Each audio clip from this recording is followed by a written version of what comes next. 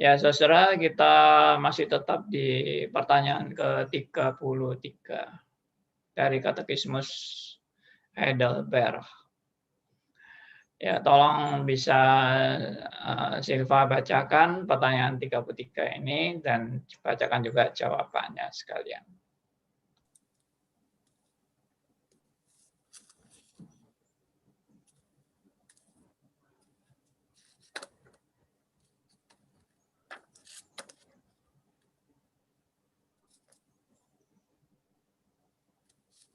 Pertanyaan 33. Mengapakah ia disebut anak tunggal Allah, sedangkan kita juga adalah anak-anak Allah? Karena hanya Kristus yang adalah anak yang kekal dan natural dari Allah.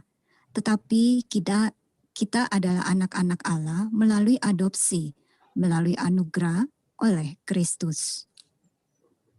Ya. Jadi sekarang saya akan membahas mengenai status kita sebagai anak-anak Allah. Yang lalu kita sudah membahas Kristus sebagai anak tunggal Allah. Nah, kita sebagai anak-anak Allah. Kelihatannya mirip ya, anak Kristus juga anak Allah, kita juga anak-anak Allah. Nah, bedanya Kristus adalah anak Allah itu anak tunggal Allah. Dan kita adalah anak-anak Allah berarti bukan tunggal tapi banyak ya, jumlahnya banyak, lebih dari satu. Kalau Kristus satu-satunya.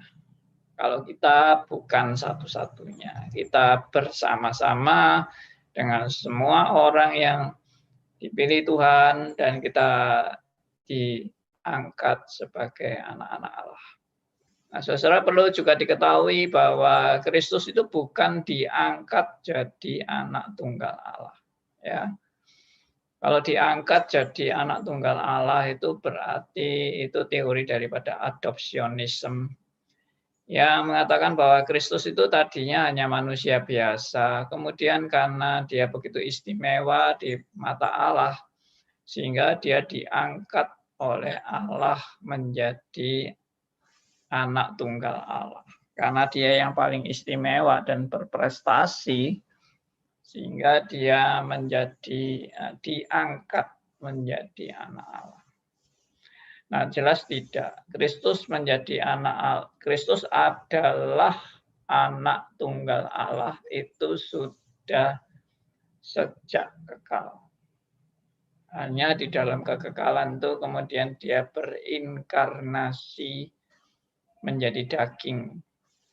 Ya, sebelumnya belum berdaging dan sekarang berdaging. Setelah berinkarnasi berdaging. Nah, itu berarti ada proses inkarnasi di dalam pribadi Allah kedua, yaitu anak tunggal Allah, yaitu Kristus. Jadi Kristus sudah sejak kekal menjadi anak Allah, bukan diangkat atau diadopsi menjadi anak Allah gara-gara kesetiaannya, tidak. Lalu bagaimana saudara dan saya juga diangkat jadi anak-anak Allah?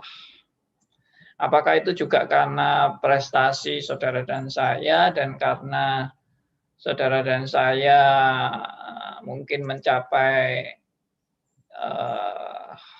hidup rohani tertentu sehingga kita kemudian diangkat menjadi anak-anak Allah? Itu juga tidak benar. Ya, kita diangkat menjadi anak Allah itu bukan karena kesalehan kita, bukan karena prestasi rohani kita, bukan karena kemampuan kita untuk mencapai target-target yang Allah berikan, tapi kita menjadi anak-anak Allah itu karena Alkitab bilang cuma satu, yaitu karena kasih karunia Allah atau anugerah Allah. Karena itu dalam iman Kristen topik yang sangat-sangat ditekankan dan berulang-ulang ditekankan dan tidak boleh bosan menekankan kebenaran ini, yaitu semua hanya karena anugerah Tuhan. Ya, jadi bukan hanya kita menjadi anak Allah aja anugerah Tuhan, tapi semuanya adalah anugerah Tuhan. Saudara dan saya sekarang menjadi seperti sekarang ini pun juga anugerah Tuhan. Dan anugerah Tuhan itu tidak berkaitan hanya dengan berkat, maksudnya dengan hal-hal yang menyenangkan kita atau mengenakkan kita atau berkat-berkat jasmani, ya, kekayaan, kemakmuran atau kesehatan atau kesuksesan, ya, atau pengabulan doa atau keberhasilan berprestasi, keberhasilan keluarga, keberhasilan pekerjaan dan sebagainya, bukan. Jadi kita menjadi anak Allah itu bukan karena hasil-hasil usaha kita, tapi itu adalah semata-mata anugerah. Dan semua prestasi kita di dunia ini juga karena anugerah, bukan karena kehebatan saudara dan saya. Nah, jadi penekanannya itu, penekanan menjadi anak Allah itu apa sih? Anak-anak Allah itu apa penekanannya? Kalau anak tunggal Allah kan saya yang lalu sudah menjelaskan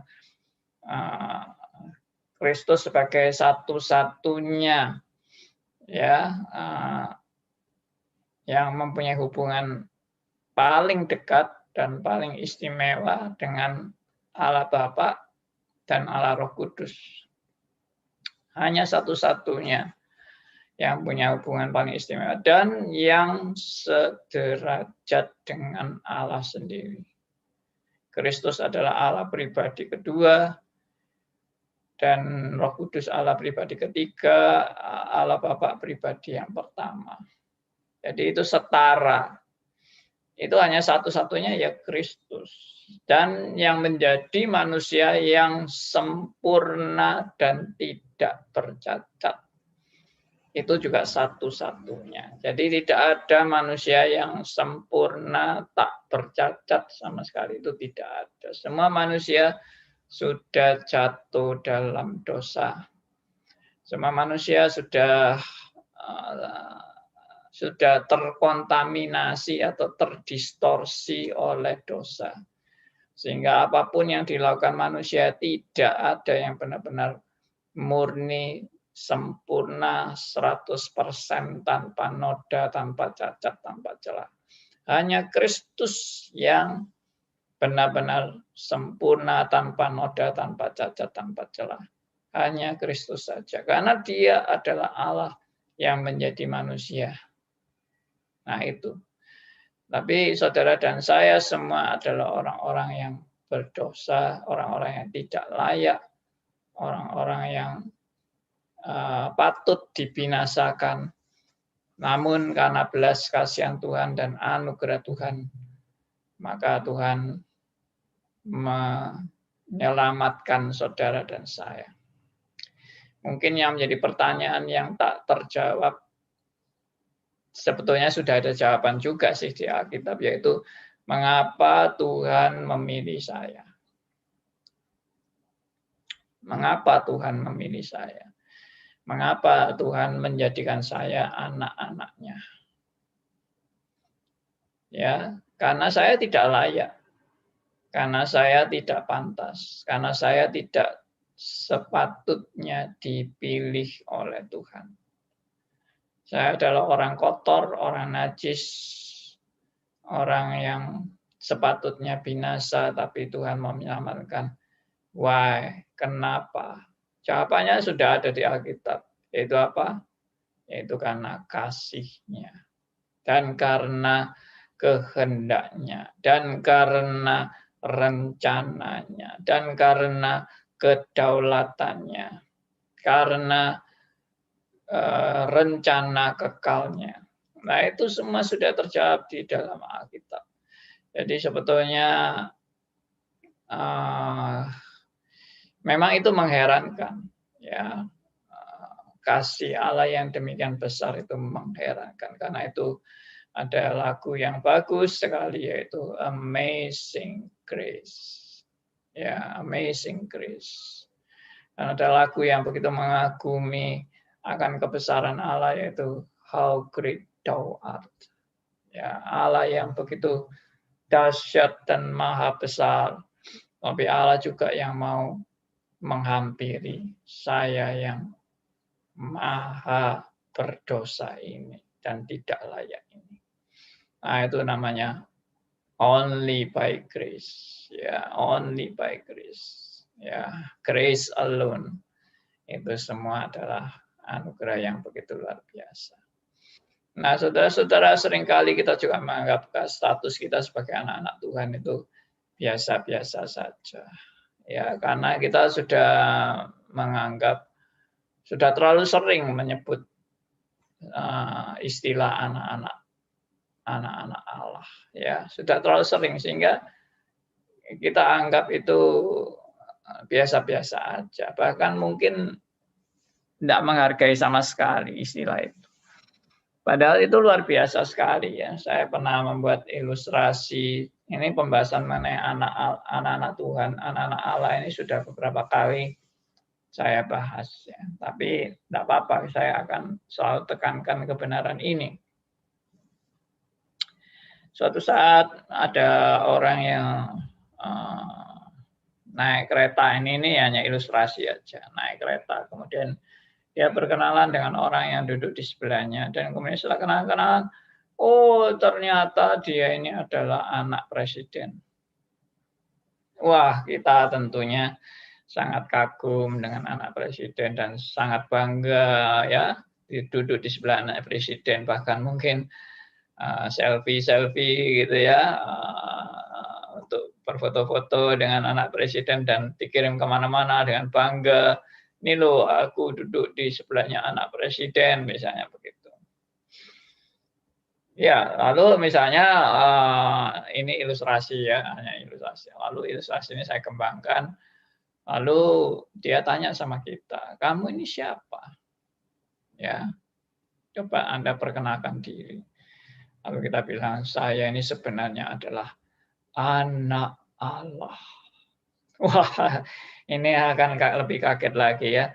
Kita di sebelahnya anak presiden aja sudah terkaget-kaget, dia sekarang tanya kita sebut kita anak Allah. Anak Allah jelas lebih tinggi daripada anak presiden.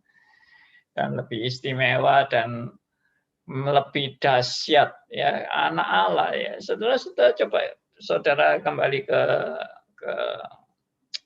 apa itu etimologi ya mengenai istilah anak Allah. Ya, istilah anak Allah itu kenapa kita disebut anak Allah dan pengertian anak Allah itu bagaimana ya, kita betul-betul kan istimewa. Saudara anak konglomerat misalnya, oh siapa konglomeratnya? Wah, kita rasanya wah besar sekali jadi anak konglomerat itu. Jadi anak presiden, jadi anak raja Inggris misalnya, ya kan, kerajaan Inggris itu putra mahkotanya dan sebagainya. Wah, rasanya hebat-hebat banget semua itu. Tapi kita menjadi anak Allah itu kok malah tambah biasa-biasa aja. Apa memang kita biasa-biasa itu karena kita memang rendah hati atau kita tidak peduli dengan istilah itu. Nah, itu beda tipis ya memang.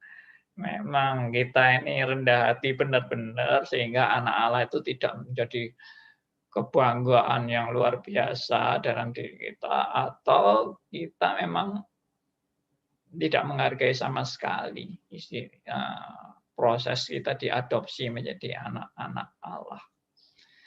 Nah, tentunya dua-dua juga tidak benar ya. Kita begitu sombong menjadi anak Allah, menjadi anak-anak Allah. Kita sangat sombong dan bergaya, sok hebat gitu menjadi anak-anak Allah. Atau kita ini nggak peduli dengan istilah itu sama sekali, atau tidak menghargai sama sekali istilah itu. Nah, itu dua-dua jelas salah. Jadi yang benar ya memang kita harus menghargai apa karya Allah dalam kehidupan saudara dan saya. Kita dijadikan anak Allah itu bukan karena kita layak loh, tapi karena kita nggak layak. Bukan karena kita pantas, tapi kita itu sama sekali nggak pantas. Jadi itu perlu kita hayati, perlu kita renungkan bagaimana keberadaan kita itu yang sebenarnya dianggap sebagai atau diterima sebagai atau diangkat sebagai anak-anak Allah. Saya berikan ilustrasi yang pernah juga saya bagikan di radio ini. Ilustrasi misalnya, ini juga contoh saja ya. Dan contoh ini bukan berarti benar-benar terjadi, tentunya tidak. Tapi contoh ini ada kebenarannya. Maksudnya ada kebenarannya itu dalam saya menganalogikan anugerah Allah ini dengan contoh yang saya berikan.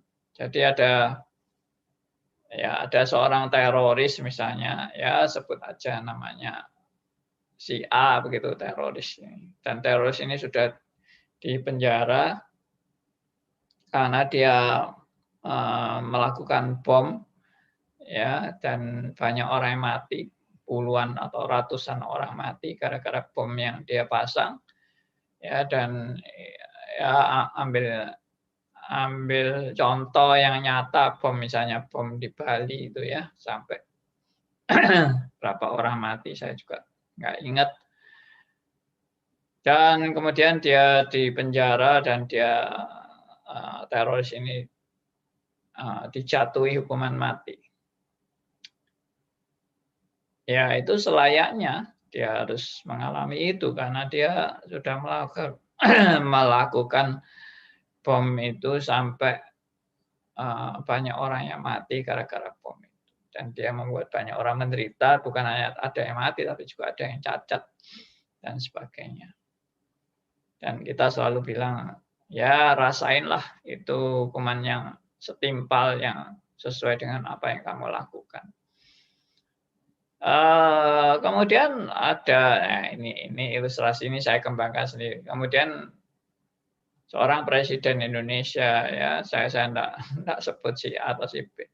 Maksud saya tak sebut namanya presiden yang mana, tapi pokoknya presiden Indonesia itu kemudian memberikan pengampunan kepada teroris A ini, dan dia tidak lagi dijatuhi hukuman mati. Ya itu aja kan pasti orang sudah protes. Waduh, gimana ini presiden kita ini kok sampai terlalu kompromi dengan teroris yang sudah begitu jahat dan merugikan banyak orang sehingga dia harusnya dihukum mati, tapi sekarang dia malah diampuni, tidak jadi hukuman mati.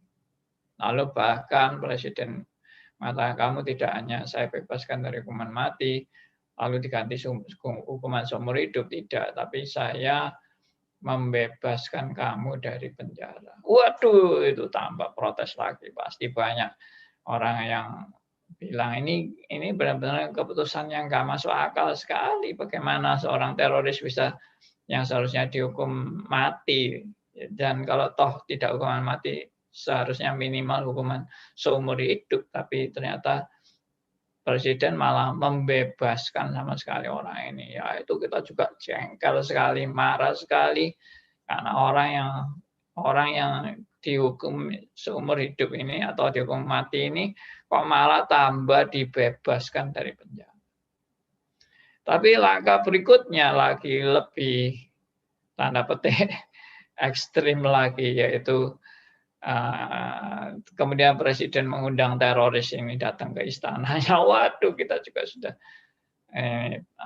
sudah mungkin menganggap presiden kita ini sudah kurang sehat ini pikirannya ya, kok teroris bisa diundang ke istana, itu bagaimana?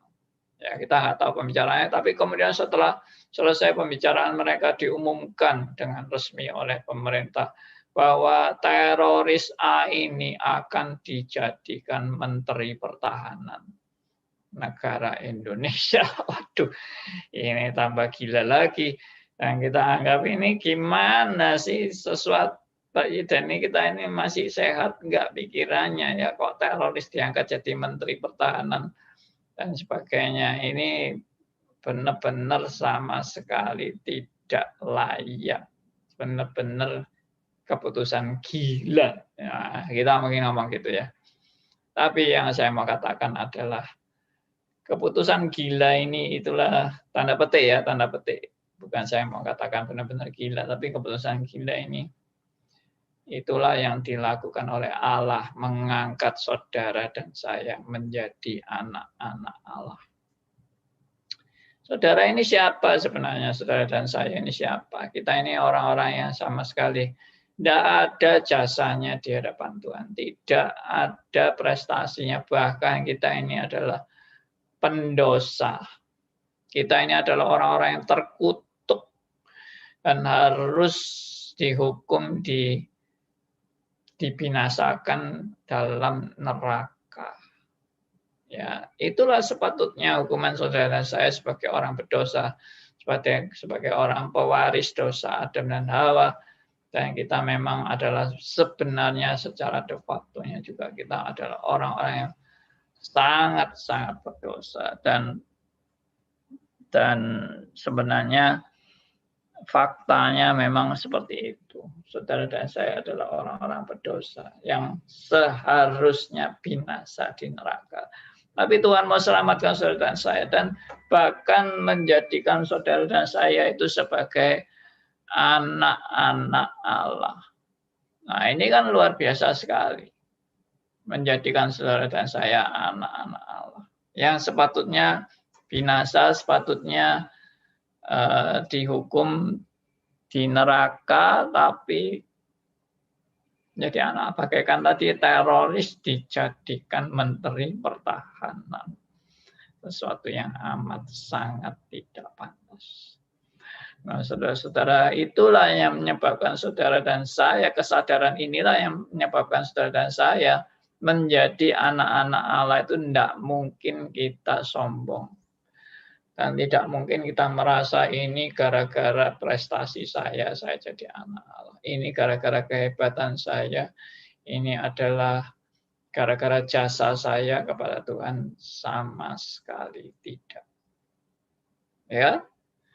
Nah, itulah yang namanya only by grace. Dan bukan berarti kalau demikian itu lalu wah, kita berarti jadi anak Allah ini bukan karena jasa kita, bukan karena perbuatan baik kita, bukan karena prestasi kita, bukan karena kita sungguh-sungguh mengejar kesalehan dalam kehidupan kita, tapi karena anugerah Allah. Wah, kalau gitu anak Allah ya boleh ya berdosa terus, berzina terus, atau berjudi terus, atau membunuh, ya, menipu, merampok, dan yang lain-lain, semua dosa-dosa itu.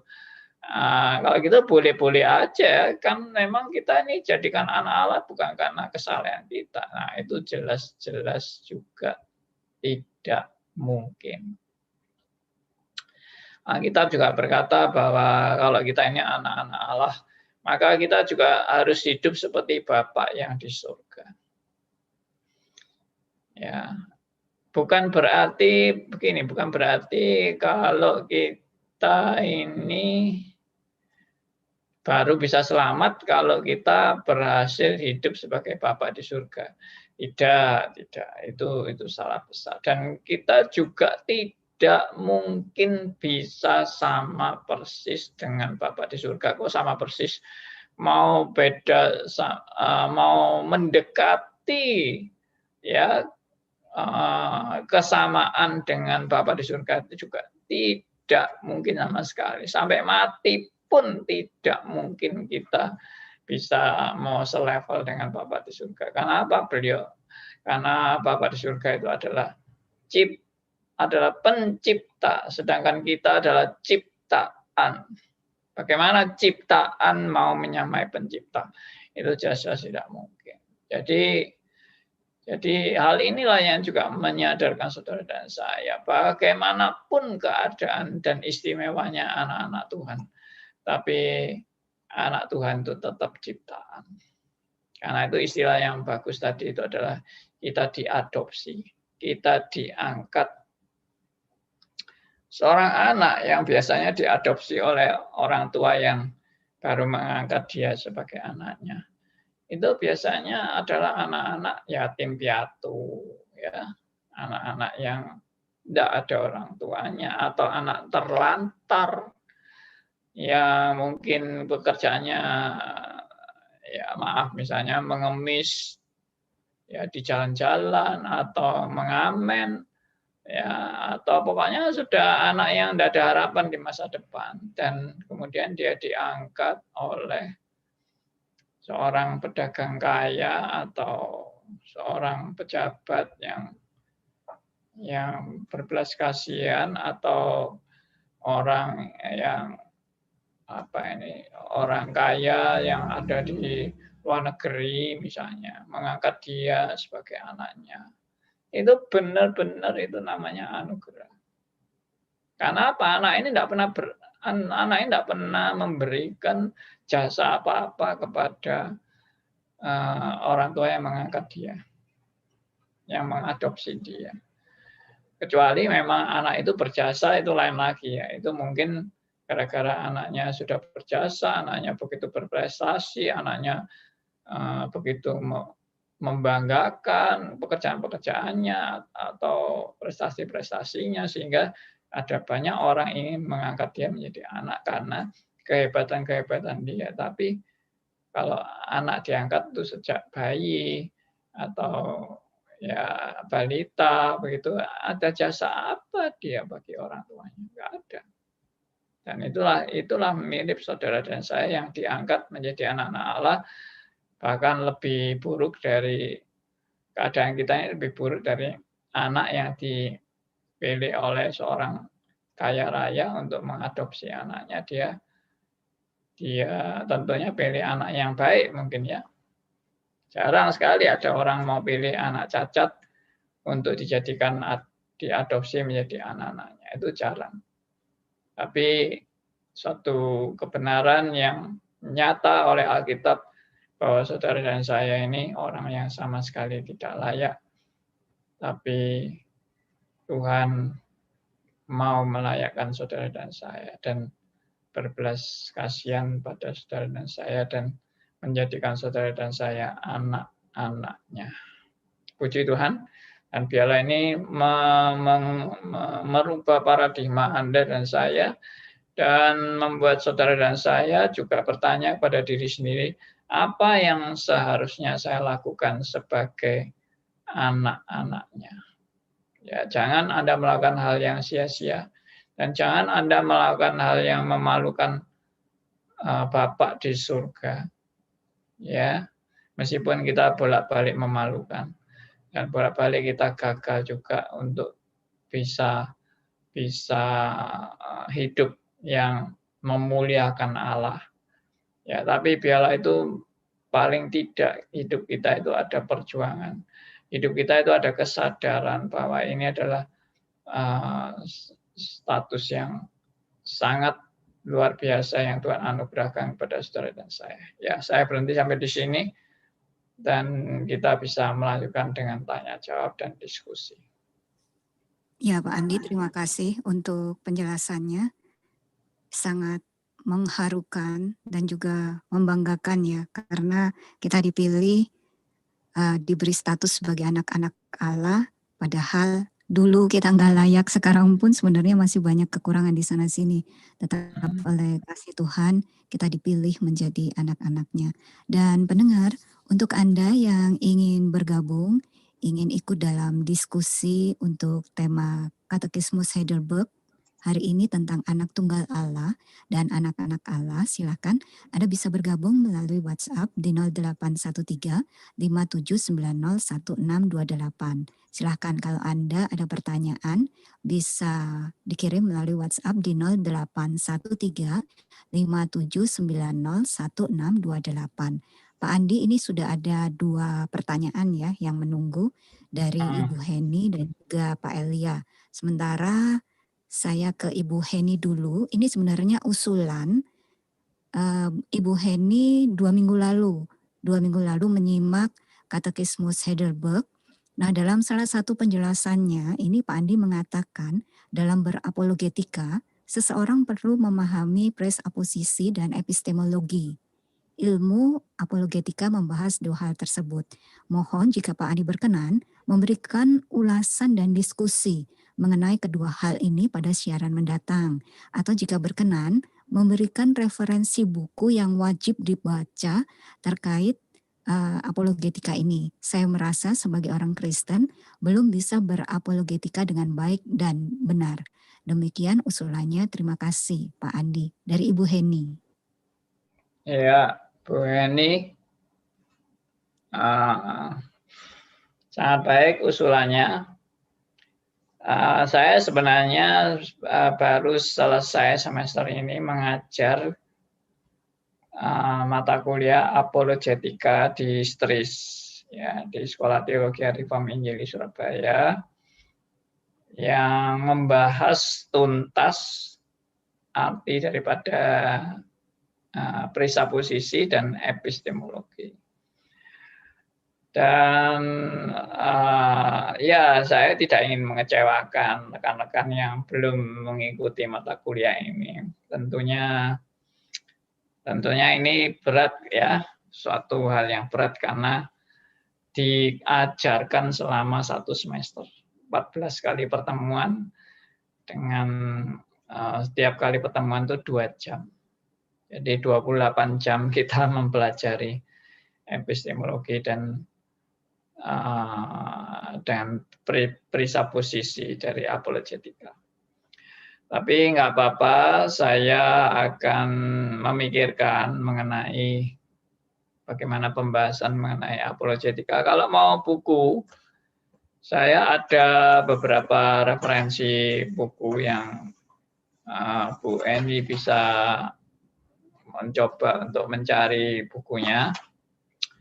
Ya, buku yang cukup terkenal itu adalah judulnya Apologetika bagi Kemuliaan Allah. Ya.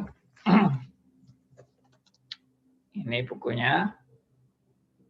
Nah, silakan Bu Eni bisa mencari. Ini juga terbitan dari Momentum, toko buku Momentum, Apologetika bagi Kemuliaan Allah, karangan John Frame. Ya, John Frame. Jadi ini pengarangnya, ini John Frame. Sebentar. Wah, nggak terbaca ya.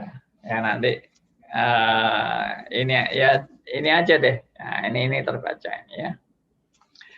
Oke. Kemudian ada buku lain lagi yang juga dikarang oleh John Frame juga, judulnya juga adalah Apologetika. Ini bukunya. Apologetika karangan John Frame. Dan ini juga terbitan dari Momentum. Ya, Bu Eni juga bisa beli, tapi ini cukup berat ya. Buku ini cukup berat. Saya sebetulnya tidak terlalu menganjurkan rekan-rekan, kecuali senang baca buku nggak apa-apa ya, silakan untuk membaca. Yang mungkin yang lebih ringan yang pertama tadi ya, apologetika bagi kemuliaan Allah, itu yang lebih ringan. Sedangkan buku lain lagi ini karangan dari Ronald H. atau Edgenes ya. Ronald Edgenes. Ini tidak begitu kelihatan ya. Saya lebih baik matikan ini aja background saya. Sebentar.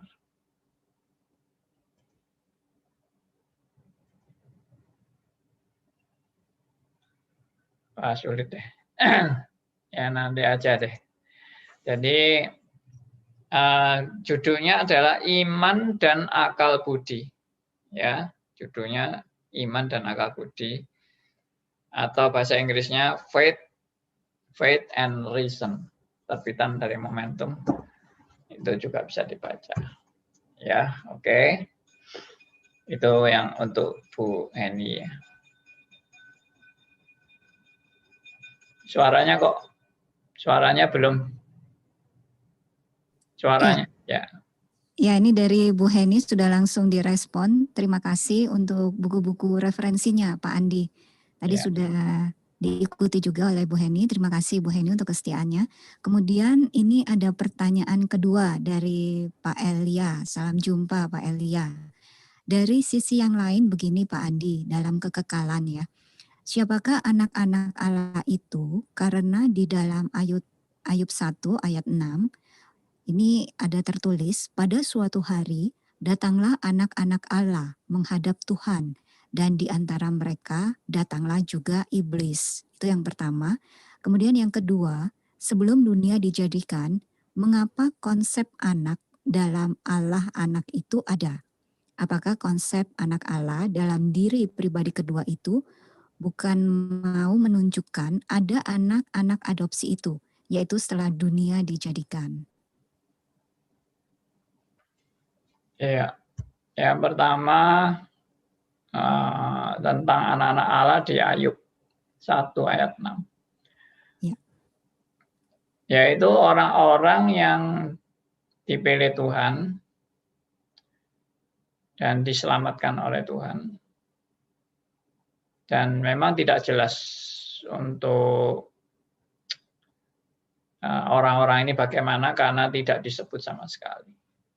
Jadi setelah itu hanya yang menjadi fokus adalah percakapan antara iblis dengan Allah, dan kemudian baru melanjutkan dengan peristiwa Ayub yang mendapat musibah setelah percakapan itu. Jadi saya tidak bisa memberi penjelasan yang detail tentang yang disebut dengan anak-anak Allah, tapi saya tafsirkan anak-anak Allah itu ya orang-orang yang memang diselamatkan oleh Tuhan.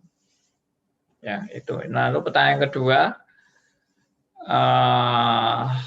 mengapa konsep anak dalam anak-anak itu ada? Ya, sebelum dunia dijadikan, mengapa konsep anak dalam Allah anak itu ada? Oh ya. Ya. Terus dilanjutkan, apakah konsep anak Allah dalam diri pribadi kedua itu bukan mau menunjukkan ada anak-anak adopsi itu, yaitu setelah dunia dijadikan? Ya, jadi begini, sebetulnya Kristus kan anak tunggal Allah. Ya, dan itu memang hubungan yang paling istimewa dari semua hubungan yang seperti tadi saya jelaskan. Sedangkan konsep anak-anak Allah itu menunjukkan akan peristiwa belas kasihan Tuhan memilih orang-orang yang berdosa. Jadi sebetulnya itu agak berbeda sekali. Tapi memang hubungannya adalah karya anak tunggal Allah itulah yang membuat kita menjadi anak-anak Allah. Kita yang percaya itu menjadi anak-anak Allah. Untuk menegaskan hal ini, mari kita membaca ulang dari Yohanes pasal 1 ayat 12 dan 13. Jadi bisa dibacakan oleh Silva. Injil Yohanes pasal 1 ayat 12 dan 13. Yohanes 1 ayat 12 dan 13.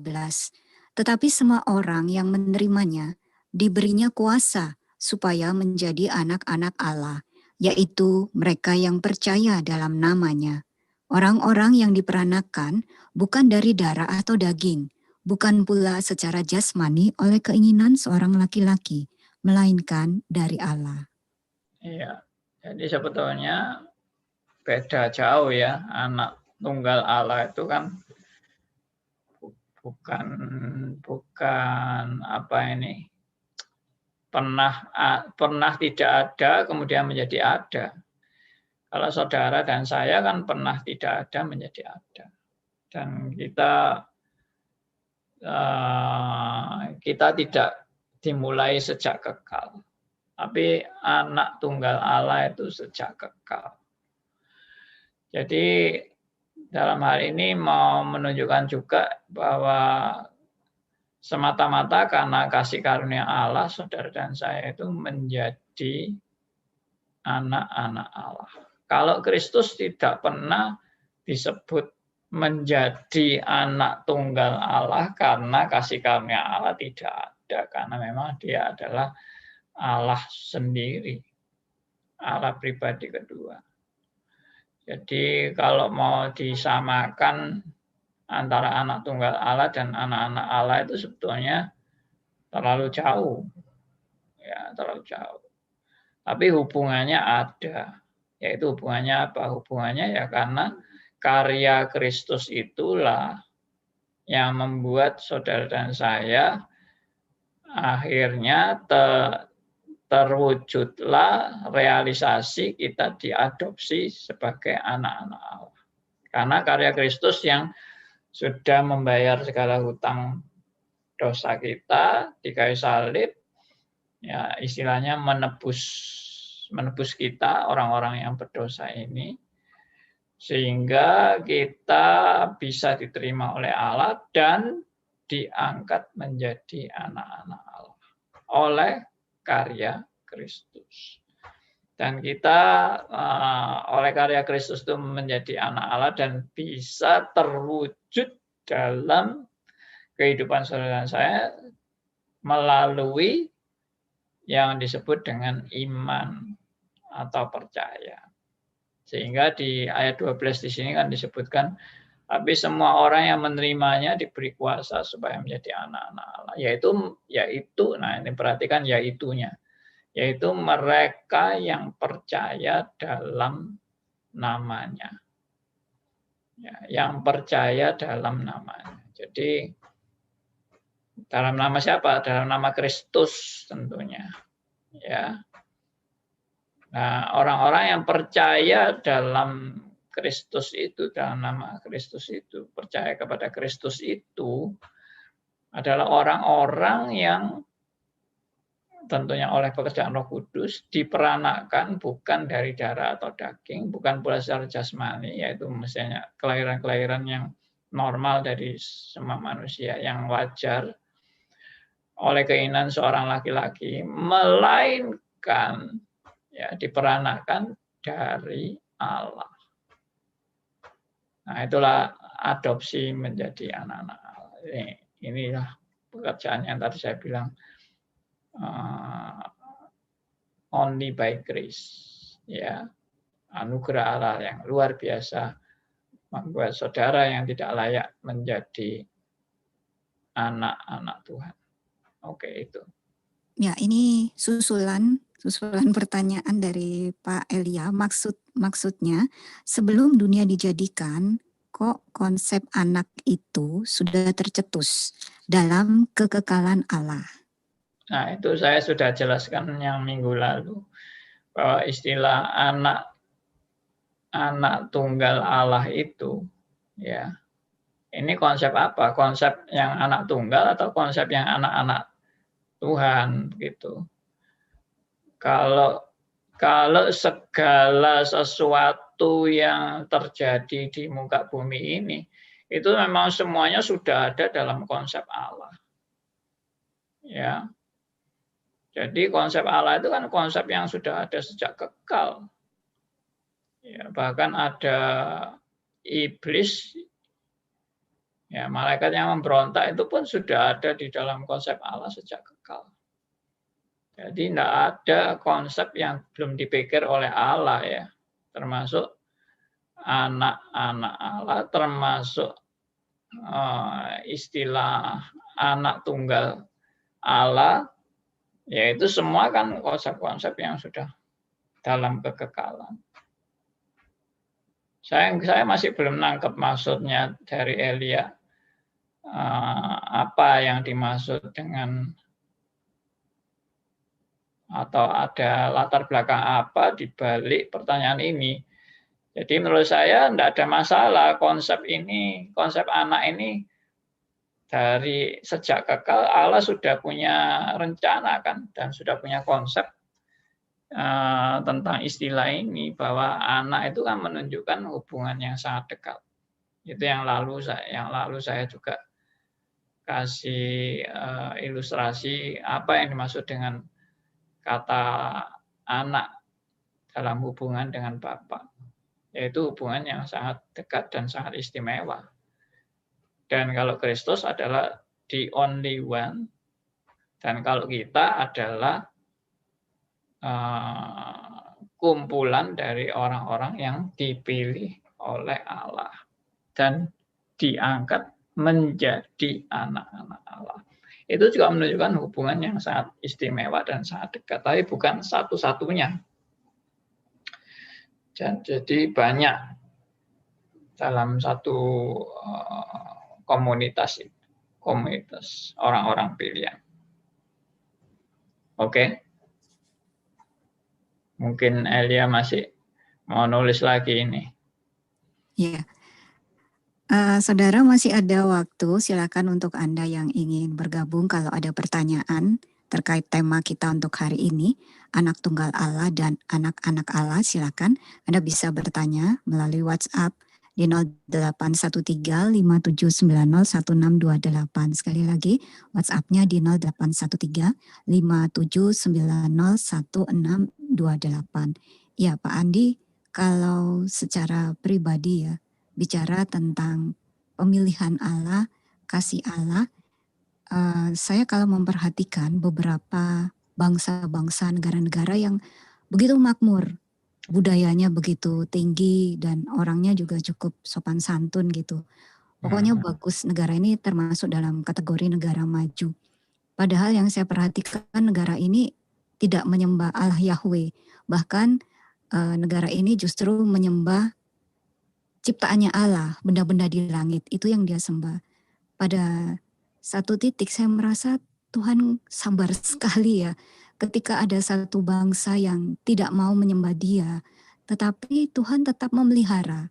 Ya, ini yang dikatakan anugerah umum. Tetapi saya pribadi, saya nggak sanggup gitu melihat Allah kok sabar ya dengan orang yang sungguh-sungguh nggak mau mengenal Dia. Bahkan ada satu bangsa yang begitu makmur justru menolak, jelas-jelas menolak Allah Yahweh ini. Nah, kalau saya tarik dalam kehidupan pribadi saya sendiri merasa yaitu kesabaran Allah. Sudah tahu keberdosaan saya, tapi Allah tetap pilih. Ketika sudah bertobat pun masih berdosa, tetap Tuhan pilih dan Tuhan jaga gitu ya. Rasa-rasanya speechless gitu Pak Andi kalau kita bicara tentang kasih Allah dan kesabarannya itu loh menghadapi orang-orang yang masih terus memberontak. Orang pilihannya aja kadang-kadang masih memberontak, apalagi orang-orang yang nggak kenal Tuhan, tapi toh Tuhan tetap pelihara gitu. Terbukti beberapa negara-negara yang masuk dalam kategori negara maju adalah negara-negara yang jelas-jelas menentang Allah Yahweh ini, dan mereka punya Allah-Allah lain atau bahkan mereka terang-terangan mengatakan diri ateis, tapi hidupnya sejahtera, dan ini adalah bukti kasih Allah yang luar biasa atas mereka. Iya. Makanya di Alkitab itu memaparkan kepada kita semua ada anugerah yang disebut dengan anugerah umum. Anugerah umum adalah bagi semua orang tanpa kecuali, baik itu orang jahat atau orang ateis atau orang yang menolak Allah. Ya, itu juga mendapat anugerah umum. Jadi anugerah umum itu untuk semua orang. Karena itu kita tidak usah heran kalau misalnya tadi Silva juga mengherankan kenapa ada negara yang jelas-jelas ateis dan menyembah benda-benda ciptaan Allah itu dianggap sebagai Allah. Dan Tuhan kenapa begitu sabar dan luar biasa memberi berkat kepada negara yang meskipun tidak menyembah Allah tapi bisa begitu maju negaranya. Nah, itu sama dengan apa yang dilihat oleh pemazmur di Mazmur 73, melihat ada orang-orang yang tidak mengenal Allah dan tidak hidup seturut dengan Allah. Bahkan orang-orang fasik tapi hidupnya bisa makmur, bisa sukses, bisa sehat, ya bisa lebih istilahnya lebih berbahagia dari orang-orang yang mengikut Tuhan. Nah, itu pemazmur pernah mengungkapkan itu di Mazmur 73 sampai iri ya. Boleh dikatakan si pemazmur ini sampai pernah merasa iri hati.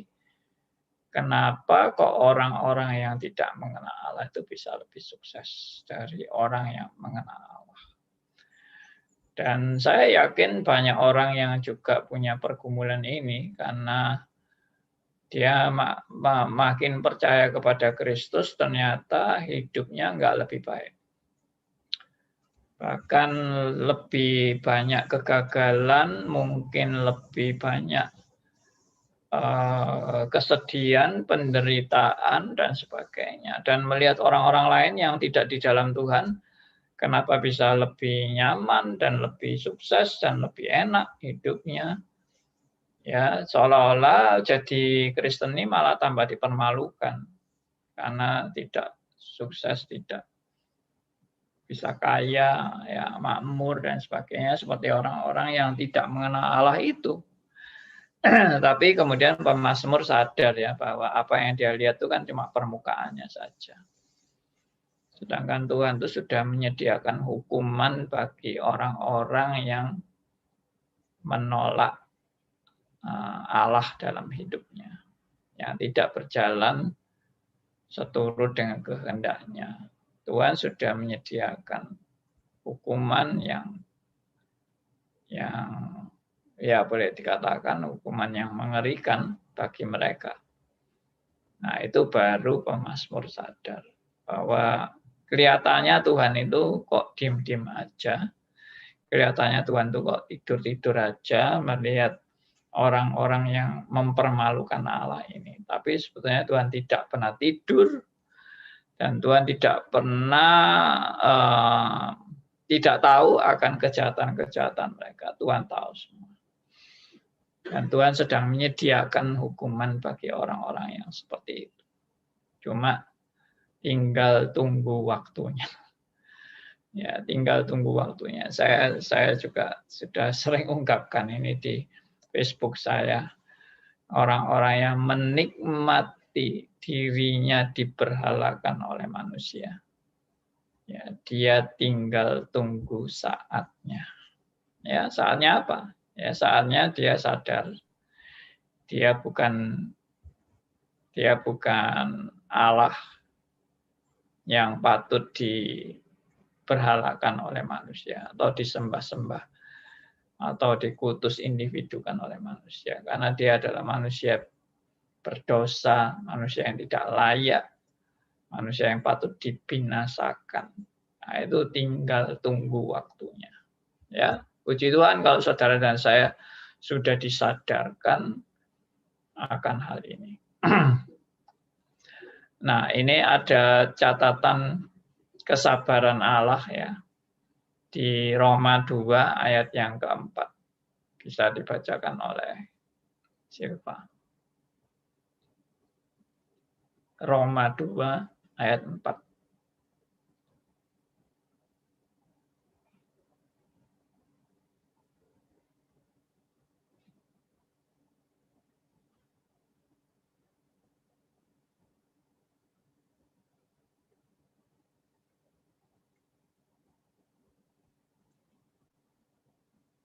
Suaranya mana?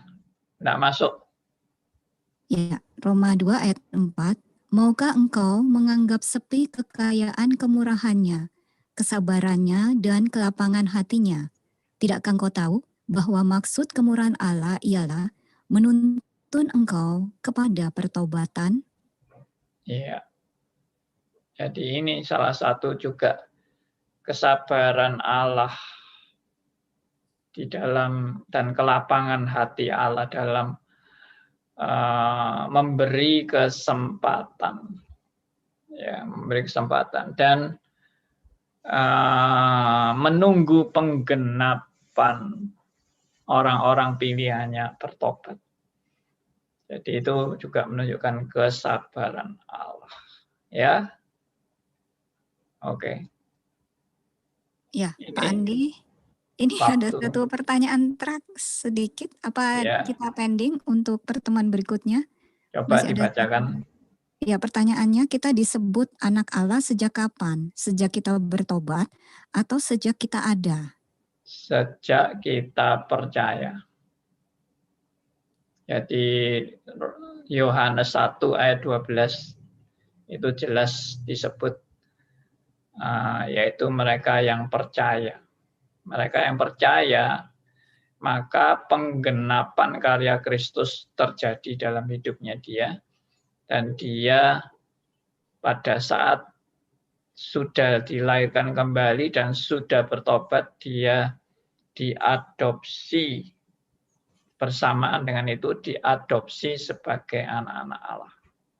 Ya, itu jawabannya. Oke, ini sudah berakhir waktunya, dan kesimpulannya adalah semua benar-benar anugerah Tuhan. Saudara dan saya dijadikan anak-anak Allah karena kita sebenarnya sama sekali tidak layak di hadapan Tuhan. Dan kita patut bersyukur dan berterima kasih karena anugerahnya yang luar biasa dan mengangkat kita menjadi dalam kedudukan yang begitu istimewa sebagai anak-anaknya. Mari kita berdoa. Bapa yang di surga, kami sungguh bersyukur dan terima kasih karena Tuhan sudah menjadikan kami anak-anak Allah. Suatu status yang sangat mulia dan sangat luar biasa, tapi kami seringkali menghina atau menganggap remeh status ini dan biasa-biasa aja. Ampuni kami Tuhan, dan jangan juga sebaliknya kami menjadi sombong dan merasa diri kami begitu hebat karena kami dijadikan anak-anak Allah. Semua ini hanya karena kasih karunia-Mu semata-mata. Tanpa belas kasihan Tuhan dan tanpa kasih karunia Allah, kami hanya orang-orang yang patut dibinasakan. Terima kasih, kami serahkan seluruh pendengar radio RMC dimanapun berada. Tuhan berkati, dan kami boleh terus dikuatkan dan diteguhkan oleh kebenaran-kebenaran firman Tuhan. Dalam nama Tuhan kami Yesus Kristus, Tuhan dan Juru Selamat kami yang hidup, kami berdoa. Amin. Amin. Ya, Pak Andi, terima kasih untuk penjelasan tentang tema anak tunggal Allah dan anak tunggal Allah dan anak-anak Allah. Ibu Heni yang tadi ada pertanyaan belum dijawab, nanti kami akan jawab dalam pertemuan berikutnya. Baik pendengar, terima kasih untuk Anda yang sudah bergabung melalui aplikasi Android, melalui aplikasi Zoom. Ada Ibu Priscilla tadi, ada Ashley. Terima kasih juga untuk Anda yang mendengarkan melalui website RM. Iya, Pak Arthur namanya beda ya. Yang melalui rmcsurabaya.net. Terima kasih untuk kesetiaannya. Kita berjumpa lagi dengan kesempatan. Pak Andi, terima kasih. Sampai. Ya, terima kasih semuanya. Tuhan berkati. Sampai jumpa.